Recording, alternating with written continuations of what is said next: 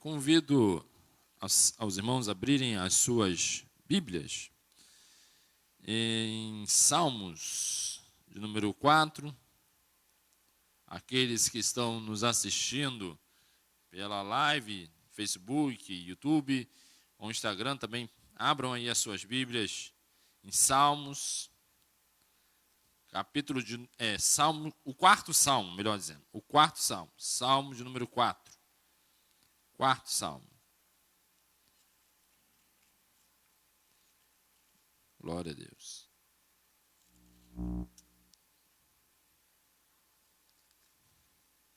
Quarto Salmo. Leamos. Ouve-me quando eu clamo, ó Deus da minha justiça. Na angústia me deste largueza, tem misericórdia de mim e ouve a minha oração. Filhos dos homens, até quando convertereis a minha glória em infâmia? Até quando amareis a vaidade e buscareis a mentira? Sabei, pois, que o Senhor separou para si aquele que lhe é querido. O Senhor ouvirá quando eu clamar a ele. Perturbai-vos e não pequeis. Falai com vosso coração sobre a vossa cama e calai-vos. Ofereceis sacrifícios de justiça e confiai no Senhor. Muitos dizem, quem nos mostrará o bem? Senhor, exalta sobre nós a luz do teu rosto. Puseste alegria no meu coração, mais do que no tempo em que se multiplicaram o seu trigo e o seu vinho. Em paz também me deitarei e dormirei, porque só tu, Senhor, me fazes habitar em segurança. Deus seja louvado pela leitura da sua palavra. Glória a Deus. Irmãos, o Salmo de número 4, pastor, quando me fez o convite, a convocação, né, pastor? Ele convoca.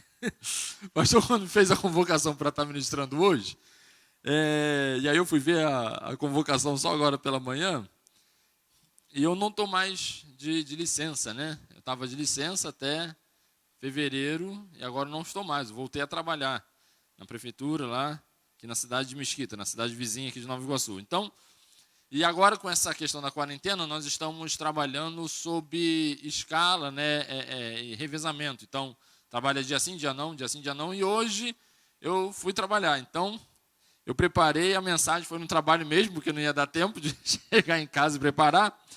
E aí até meu esboço, né, não está nem no tablet que eu costumo trazer, está numa folha de rascunho mesmo. Mas está aqui. Preparei a mensagem para nós ministrarmos aqui nessa noite. Irmãos, muita coisa mudou para nós, para o mundo inteiro, nos últimos meses. Hoje nós estamos com o nosso culto predominantemente aqui na Deja, de forma por live, né, online.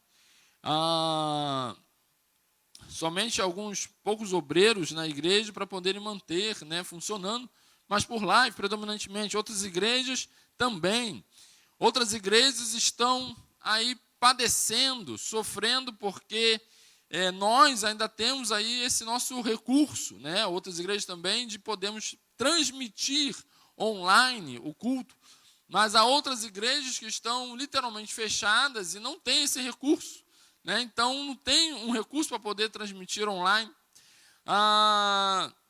O nosso seminário de teologia, o Ibadeja, que há tempos, né? Há tempos que nós estamos sonhando e planejando implantar um curso online, né? Já há tempos, de uma hora para outra nós viramos online, assim, né?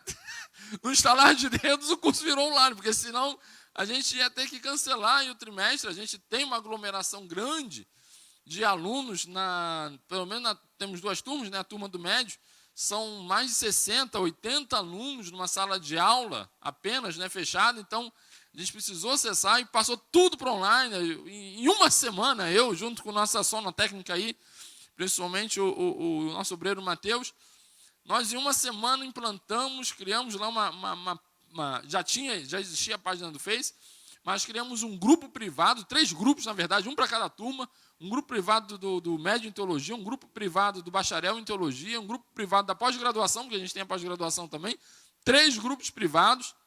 As aulas estão sendo transmitidas também online, no mesmo horário da aula, com os mesmos professores, a mesma grade, mas os alunos estão assistindo em casa, assim como vocês, estão assistindo as aulas em casa, os professores transmitindo de suas casas também. Na pós-graduação, como a turma é um pouco menor, nós estamos transmitindo por videoconferência, né? Videoconferência, e aí os alunos participam, interagem também. A prova, né?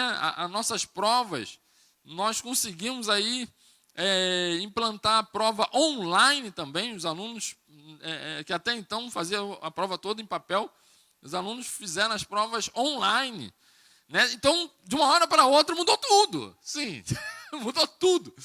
E o mundo todo está sendo impactado por isso.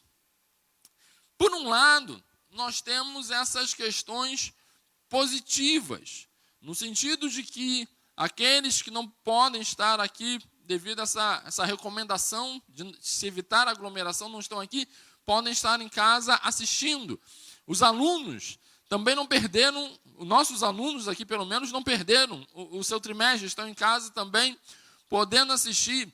Mas por um outro lado, existe também uma questão que se levantou por esse tempo e que é sobre isso que eu gostaria de ministrar aqui nessa noite. É isso que o Senhor me conduziu, que é o pânico, que é a aflição, que é a ansiedade que foi gerada no mundo inteiro. E nós acabamos não escapando disso por causa das notícias que são dadas constantemente. E aí o Senhor me levou a esse texto e me fez refletir sobre uma disciplina que eu acabei de concluir no bacharel, concluí dela de forma online, a disciplina de Sociologia da Religião, que nós damos todo ano aqui no bacharel do Ibadejo, e que esse ano, uma parte da disciplina, esse ano se encaixou perfeitamente. Todos os anos eu dou a mesma disciplina, falo sobre as mesmas coisas, mas esse ano se encaixou assim, de uma forma muito perfeita, que é a questão da secularização, né? A secularização, os irmãos já devem ter ouvido falar, inclusive já teve uma escola bíblica anual, uma EBA aqui, em que um preletor falou sobre a secularização, mas como nunca, o tema da secularização ele se volta hoje e a gente precisa refletir sobre isso. O que é a secularização? Né? Para introduzir aqui, antes de entrarmos de fato no texto. A modernidade é o quê? Nós tínhamos um período que ficou conhecido posteriormente como Idade Média, né? Período medieval, cobre aí 1000 anos entre a queda do Império Romano até aquele período ali do Renascimento, né, que envolve várias histórias, vários fatos, como Reforma Protestante, expansão ultramarina da Europa, a conquista de Ceuta e etc. Esse era o período da Idade Média. Depois nós temos o período da Modernidade, quando vem o Renascimento, vem a Reforma Protestante e etc. Começa o período da Modernidade. Nesse período da Modernidade, nós temos um avanço cada vez mais da chamada emancipação do homem da religião, e principalmente a religião cristã. Ou seja, durante todo um período medieval, as pessoas não pensavam nada além do que a igreja queria que elas pensassem. A partir da modernidade, as pessoas começaram a pensar de forma independente, a partir do humanismo, etc. Quando a gente chega num período conhecido como iluminismo, uma ênfase muito grande é dada na ciência, como se a ciência ela conseguisse resolver todos os nossos problemas, né? Todos os problemas da humanidade, conseguisse finalmente nos trazer, quem sabe aí, uma salvação, em que o homem pudesse controlar. O século XIX foi o século da ciência. Foi o século onde as grandes descobertas arqueológicas, os homens viajavam, foi o século de Darwin, foi o século de vários outros cientistas, e eles todos descobrindo várias coisas da ciência, e de uma forma geral, todos eles emancipados, separados da religião, principalmente da religião cristã. Todos eles separados, fora. Nos grandes seminários de teologia do mundo, E aí, principalmente nos Estados Unidos, por exemplo, o grande debate que se fazia dentro de um seminário de teologia era sobre a ciência. Até que ponto a ciência ela derruba ou não a fé cristã? E os homens estavam acreditando muito nessa ciência. O fato é que nós entramos no século XX acreditando nisso. O homem, ele emancipou a sua mente, a sua consciência, da dependência que ele tinha de uma fé cristã no Ocidente, e ele se entregou cada vez mais a essa ciência. E essa ciência tomou o lugar. Isso é secularização. Quando nós falamos secularização, é isso. Alguma coisa tomou o lugar que era dado à fé, que era dado à religião, a religião cristã. No nosso mundo, na nossa história, foi a ciência. As pessoas creem na ciência, no potencial da ciência, e ela abre mão da religião. Algumas coisas tiveram como consequência em relação a isso. Uma dessas coisas que teve consequência em relação a isso foi a morte. A morte, ela que será a última coisa a ser tragada, né? Será a última coisa a ser vencida, em Apocalipse diz, a última coisa a ser vencida é a morte. Mas Jesus já venceu no questão de domínio sobre a morte, na morte da cruz. Desde que Jesus morreu na cruz do Calvário e ressuscitou, a morte já não tem mais domínio sobre nós, mas ela será finalmente derrotada lá no final dos tempos, e aí viveremos para toda a eternidade com o nosso Senhor, e nunca mais haverá morte. Mas como é que os homens ao longo da história se relacionaram com a morte?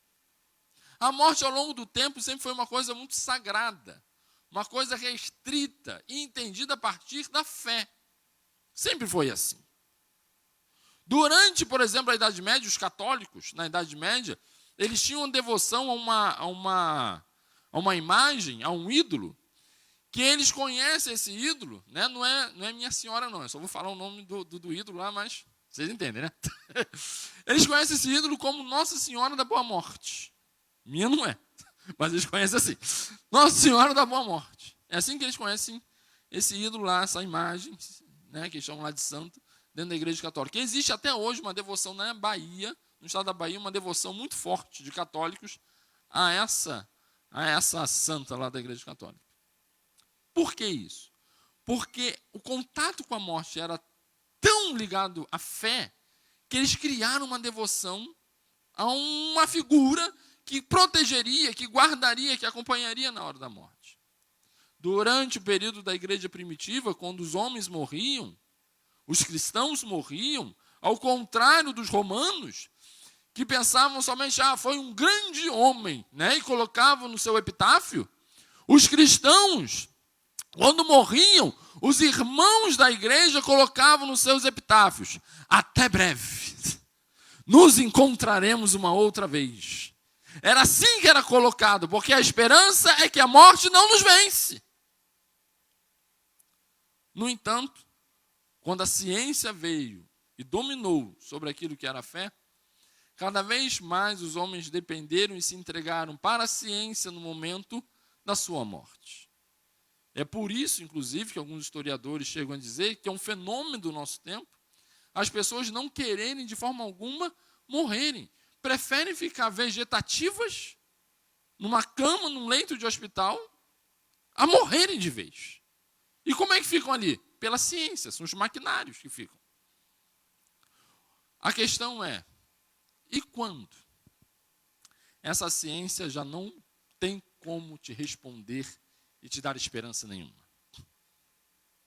É nesse momento que as pessoas que já se separaram completamente da fé, já se desligaram completamente da religião, confiavam na ciência, e a ciência agora diz, não tem como, porque eu não tenho resposta. Essas pessoas já não têm mais saída. E é nesse momento que gera o que na sociologia é chamado de caos. E o caos gera uma perca de sentido de mundo. E é isso que gera o pânico. É isso que gera o desespero. É isso que gera a paranoia. Ao longo da história, nós tivemos várias pandemias. Na época da Reforma Protestante, estava tendo a peste negra, que matou milhões na Europa. E não tinha medicamento algum. E quando nós lemos, né, circulou aí, eu não tenho como confirmar agora se é verdade ou não, como eu disse, eu preparei, está até no rascunhozinho aqui, ó. Então eu não estudei muita coisa para pregar hoje, então não tem como confirmar agora, mas circulou aí no WhatsApp uma frase, né, seria de Lutero, atribuída a Lutero, de que durante a peste negra, ele teria falado, ele teria mandado uma carta a um amigo, e nessa carta ele diz, olha, eu farei a minha parte, no sentido de, eu vou vaporizar dentro de casa, né, gerar ar lá por vapor, vou abrir os espaços, as casas eram muito fechadas, muito insalubres, então vou abrir janelas na minha casa para poder estar arejada, vou me guardar, não vou sair, né, à toa, vou somente sair se for necessário. Agora ele diz, mas se acaso uma ovelha minha, ele fala, se acaso uma ovelha minha necessitar de mim, nenhuma peste, né, nenhuma doença impediria ele de sair de casa e cuidar dessa ovelha. Isso era a palavra de Lutero, ou seja, faço a minha parte. Não vou ficar dando bobeira, mas isso não vai me travar. Durante o século XIX, que eu estudo particularmente, são os pastores, lá, os missionários do século XIX aqui no Brasil. O Rio de Janeiro, principalmente, era uma cidade extremamente doente. Tinha de tudo aqui, e não tinha vacina para nada. Tinha de tudo, tinha malária, tinha tuberculose, tinha lepra, tinha febre amarela, tinha difteria, tinha febre tifoide, tinha de tudo quanto era doença aqui no Rio de Janeiro. E não tinha vacina para nada, não tinha medicamento para nada.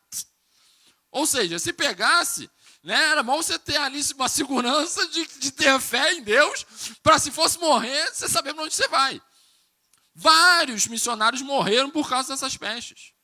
Todos os pastores que eu estudo, todos eles, foram mais de 50 que eu já estudei, todos eles perderam os seus filhos. Era por isso que surgiu um ditado, né, o filho vinga ou não vinga. Vários filhos não vingavam por quê? Por causa das pestes. Pegava uma dessas doenças e morria. O fato é que naquele tempo não se parava da forma como parou agora.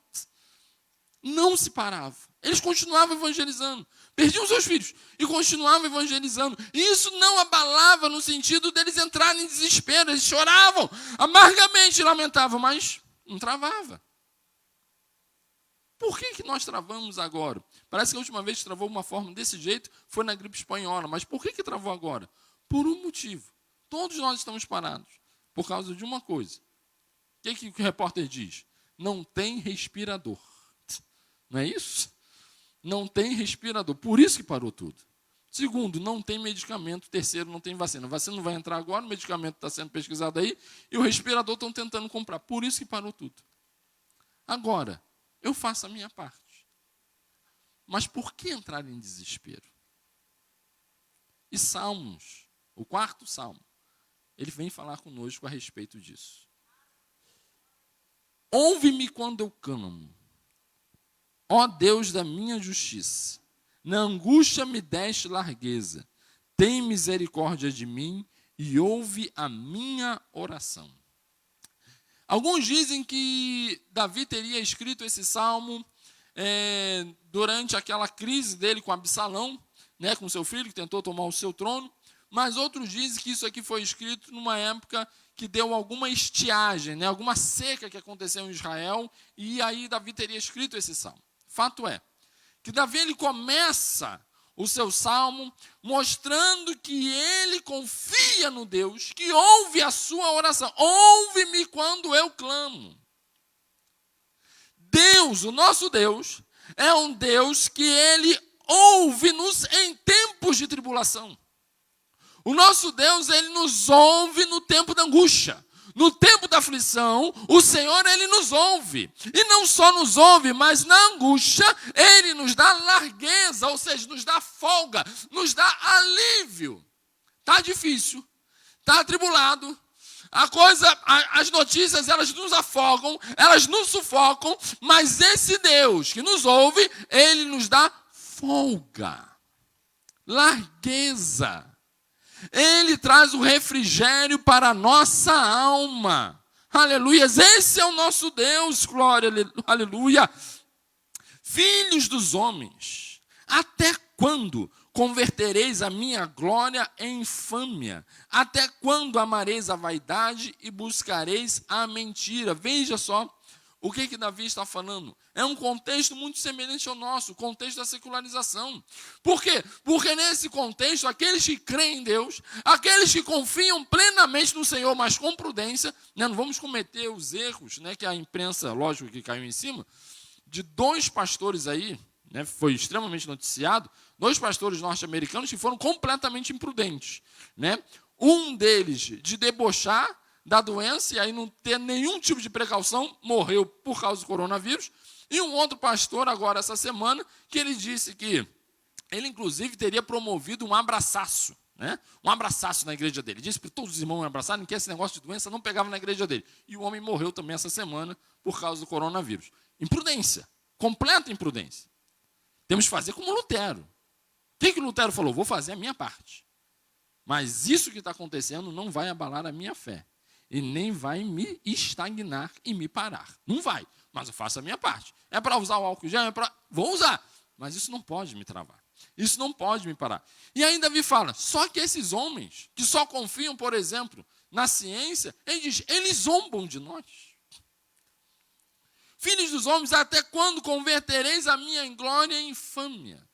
Tornareis, ou seja, é aquilo que me dá glória, é aquilo que me honra, é aquilo que me alegra a minha fé. E o que esses homens fazem? Eles convertem, ou seja, eles trazem de volta isso em infâmia, em deboche, em zombaria. Ele diz, até quando vocês amarão a vaidade? Vaidade é o quê? Vaidade é o fútil. Vaidade é aquilo que hoje tem e amanhã não tem. Vaidade é você ficar acreditando em algo que o homem pode fazer e não confiar naquilo que Deus pode fazer. Isso é vaidade. Até quando amareis a vaidade? Até quando buscareis a mentira? Davi pergunta, até quando? Até quando vocês vão resistir a se entregar plenamente no Senhor? Aleluia. Sabei, pois, que o Senhor separou para si aquele que lhe é querido. O Senhor ouvirá quando eu clamar a Ele. E aí Davi responde a essas pessoas que debocham, que não acreditam, que não confiam que Deus guarda. Ele diz, o Senhor,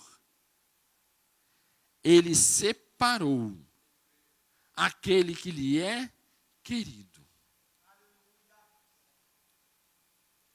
Ele separou, Ele consagrou para si aquele que lhe é querido. Aleluia. Em outras versões diz, aquele que é piedoso. Em outras versões fala piedoso. O que significa isso?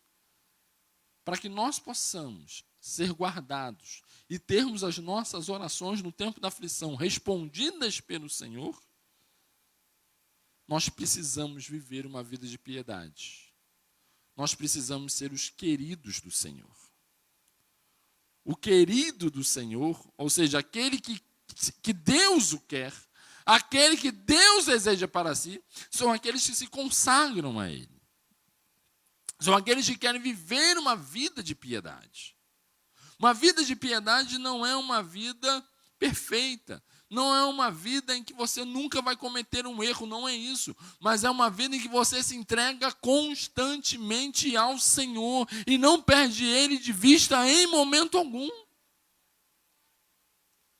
É isso que o Senhor deseja. E é nesse momento que o Senhor vai dizer, eu não vou deixar de te ouvir. Aleluia. A esses que são queridos ao Senhor, a esses que têm a sua vida em piedade ao Senhor, o Senhor não deixa de ouvir quando clamar.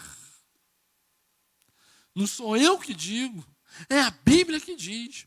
Quando nós clamarmos, se nós vivemos realmente uma vida consagrada e piedosa diante do Senhor, o Senhor nos ouvirá. Essa é a nossa fé, essa é a nossa segurança. Aleluia.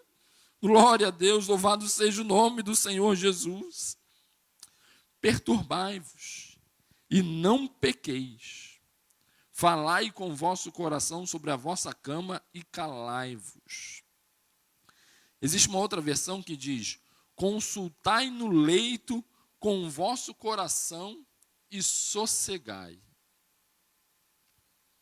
Olha só como é que Davi está falando para as pessoas que estão passando por uma situação de aflição, por uma situação de angústia, uma situação de desespero, uma situação, de repente, até de um pânico.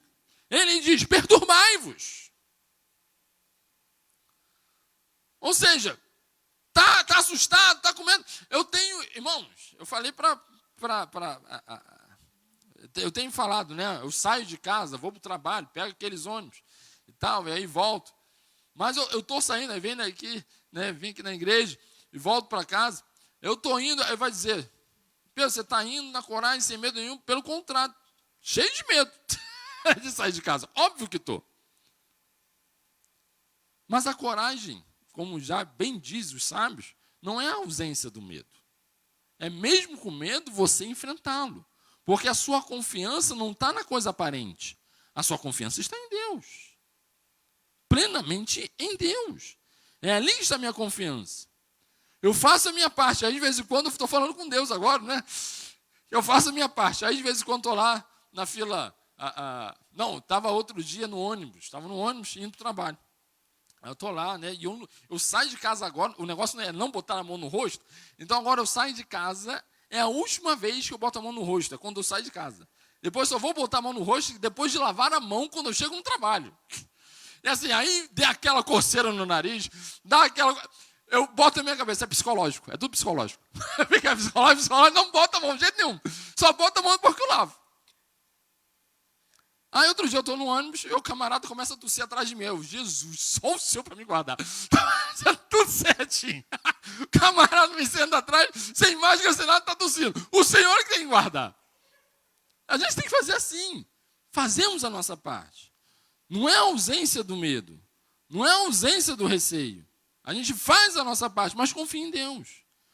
Porque é Ele. Isso que significa perturbai-vos, mas não pequeis. Perturbai-vos, vai sentir medo, vai sem problema. Mas não perca a sua confiança no Senhor. E aí Davi, ele completa. Falai com o vosso coração, ou então consultai no leito o vosso coração. Ou seja, numa atitude introspectiva. Quando você estiver em casa, no seu leito, ou seja, na sua cama, consulte o seu coração sobre tudo aquilo que está te angustiando, que está te entristecendo, que está te deixando chateado, que está te deixando com raiva e etc. Consulte o seu próprio coração, aleluia. Consulte a sua consciência e calai-vos. Por quê? Porque é o Senhor que cuida de ti. É o Senhor que cuida de você. Consulte, observe aquilo que está te deixando com medo, aquilo que está te deixando assustado, aquilo que está te deixando apavorado. Consulte, mas se cale diante disso, não murmure. Confie no Senhor. É Ele que cuida de nós, é Ele que cuida dos seus, é Ele que está conosco o tempo todo, aleluia. Ofereceis sacrifícios de justiça e confiai no Senhor. Novamente, Davi, ele aqui retorna a essa mesma ideia que ele tinha falado anteriormente sobre a consagração. Ele diz, não importa o que você esteja sentindo, não peque, mesmo diante do medo e do pavor, não peque, confie no Senhor. Faça todos os dias essa reciclagem emocional contigo mesmo. Reflita naquilo que te assustou durante o dia, naquilo que te deixou com medo. Entregue isso ao Senhor e se cale. E em seguida, o que eu faço? Ofereço ao Senhor sacrifício de justiça. Sacrifício de justiça é aquele sacrifício que agrada ao Senhor. É um sacrifício de louvor a Deus, aleluia. É mesmo diante de tudo isso, ao invés de eu abrir minha boca para murmurar, eu vou abrir minha boca para glorificar, eu vou abrir minha boca para adorar, eu vou abrir minha boca para agradecer ao Senhor, aleluia, por tudo aquilo que Ele tem feito em minha vida. Eu ofereço o sacrifício de justiça, e aí o que eu faço depois? Confio no Senhor. O que pode nos gerar esse pavor e esse medo é a falta de confiança em Deus. Não perca essa confiança. Davi está dando um segredo de como é que eu faço para não gerar o pânico. Confia no Senhor, aleluia. Muitos dizem, quem nos mostrará o bem? Senhor, exalta sobre nós a luz do teu rosto. Essa parte aqui na nossa tradução, na versão corrigida, ela é um pouco, não demonstra exatamente, né, muito claro o que Davi está falando. Porque Davi não está falando dele, ele está dizendo, ó, muitos dizem, quem nos mostrará o bem? Essa ideia aqui é que Davi está dizendo, tem muita gente que vai a Deus só para buscar o bem, a bênção. É isso que Davi está falando. Muitos dizem, muitos oram assim, quem nos mostrará o bem? Essas mesmas pessoas dizem, Senhor, exalta sobre nós a luz do seu rosto, no sentido da bênção. Ou seja, Davi está dizendo, tem gente que só ora querendo a bênção. Tem gente que só ora, só se entrega ao Senhor querendo a bênção. Eu fico pensando agora, né? Obviamente que tem muita gente aí que está padecendo, eu não estou falando desses, né? Estão precisando de socorro, de ajuda no nosso meio, mas eu fico realmente pensando naqueles, por exemplo, pregadores itinerantes que gostavam de comprar uma boa oferta, né? Grana alta, para poder pregar com as igrejas, tudo agora com culto online, tudo live, sem ninguém dentro da igreja. Como é que faz agora? Como é que faz esse povo? Que muitas vezes só realmente agia a partir dessa oferta, a partir desse cachê que entrava. Não tem agenda, acabou a agenda. Está sem agenda há mais de um mês. Não tem mais. E aí? E aí, como é que estão eles? É o que Davi está dizendo, tem muita gente que só orava, e só orava até agora pedindo, me dá a bênção, eu quero a bênção, Senhor, me dá a bênção, me dá a bênção, me dá a bênção. E agora, como é que fica? E aquelas pessoas que confiavam em Deus, ou diziam que confiavam em Deus, apenas enquanto Deus estava dando uma bênção, seja uma bênção no emprego, seja uma bênção no salário, seja, e agora está passando necessidade. Irmãos, nesse momento, para onde você olha, ou teve gente que foi demitida, ou teve gente que teve seu salário reduzido, ou no serviço público, várias pessoas que tinham um cargozinho lá, que ganhavam um pouquinho a mais, tiveram seus cargos exonerados. E aí? Esse pessoal agora vai entrar em desespero? Se confiava realmente ao Senhor, não entra em desespero. Continua pleno. Agora, quem só contava o testemunho da vitória quando Deus dava alguma coisa, fica numa situação difícil. Davi agora ele responde o seguinte, isso aqui é um segredo de Davi que hoje eu tive a oportunidade de poder pegar, eu fui, trabalho, tem um procurador lá, é amigo meu, e ele tem uma Bíblia, enfim, ele é procurador com um cargo melhor, então ele tem uma sala dele, tal, uma mesa dele, eu não, só tenho um quadradinho de mesa, ele só cabe no computador. No caso dele, ele tem uma Bíblia de estudo pentecostal lá na mesa.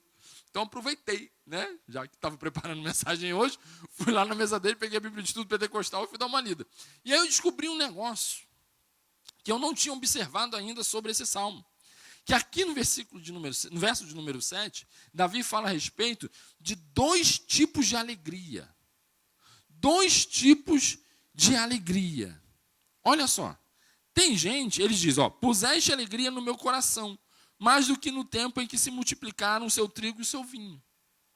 Tem gente que só tem alegria da circunstância, é do momento, é da bênção. Ou seja, do trigo e do vinho. O que Davi diz, isso também é alegria. Isso também é bênção. Ele diz, ó, puseste alegria no meu coração, mais do que no tempo em que se multiplicaram o seu trigo e o seu vinho. Ele está dizendo, com exceção desse tempo, ao contrário desse tempo, ele não fala isso, ele diz, mais do que. Ou seja, ele diz, também é alegria. A multiplicação do vinho, a multiplicação do trigo é bênção. A prosperidade é bênção. Aleluia! É motivo de alegria, é motivo de regozijo, é. Mas para Davi é o seguinte, mesmo que naquele tempo isso tudo se secasse, a prosperidade acabasse por um momento, ainda assim, puseste alegria no meu coração. Por quê? Por saber quem é Deus. porque eu sei quem é o meu Deus. Mesmo que a questão circunstancial se feche, mesmo que a situação da prosperidade se feche, que é a multiplicação do trigo e do vinho, se feche isso tudo, ainda assim, Deus põe alegria no meu coração. Porque a minha alegria está no Senhor e não naquilo que Ele pode me dar. E aí Davi conclui. Só por causa disso. É que em paz também me deitarei e dormirei. Porque só tu, Senhor, me fazes habitar em segurança. Olha só o que Davi diz. A tribulação está grande. A perturbação está forte. A angústia está enorme. A fonte da prosperidade secou. Isso tudo aconteceu. Mas ainda assim, em paz me deitarei. E aí não só se deita, em algumas versões diz, e pego logo no sono. Tem algumas versões bíblicas que falam, e pego logo no sono. Em paz me deitarei e dormirei. Ou, rapidamente, pego no sono. Por quê? Porque só tu, Senhor. Só tu, Jeová. Só tu, Deus, que é sobre todos os deuses. Só tu me fazes habitar em segurança. E aqui é maravilhoso, porque o termo habitar na Bíblia, um dia estudem esse termo habitar na Bíblia, porque cada vez que eu me encontro com ele, é algo maravilhoso, porque o habitar não significa apenas uma visita, habitar não é circunstancial. Nunca é circunstancial. Quando a gente vai lá em Efésios, que quando eu dei aquele estudo aqui na igreja, quando a gente vai lá em Efésios diz que o Senhor ele não quer apenas ser um estrangeiro ou ser um peregrino no nosso coração. O Senhor ele quer habitar, ter morada no nosso coração. E é isso que Davi está dizendo. Porque só tu, Senhor, Jeová, Todo-Poderoso, me fazes habitar, ou seja, não é circunstância, é perpétuo, é morada. Me fazes habitar em segurança. O Senhor não esqueceu de você. Quem está me assistindo aí online, o Senhor não te esqueceu. O Senhor não te abandona. A luta pode estar grande nesse momento. A gente pode não estar entendendo nada do que está acontecendo. A gente pode estar sendo levado até mesmo a um medo muito grande, a insegurança e a fonte da prosperidade pode ter secado. Mas em tudo isso, o Senhor continua fazendo você habitar em segurança. O crente nunca está inseguro. Nunca está inseguro. É isso que o mundo não entende. É por isso que Davi diz, por que eles continuam me infamando, debochando de mim? Eles não entendem. Mas o crente, ele sempre permanecerá em segurança. Creia nisso. Em nome de Jesus. Gostaria de fazer uma oração por você que está me assistindo. Para que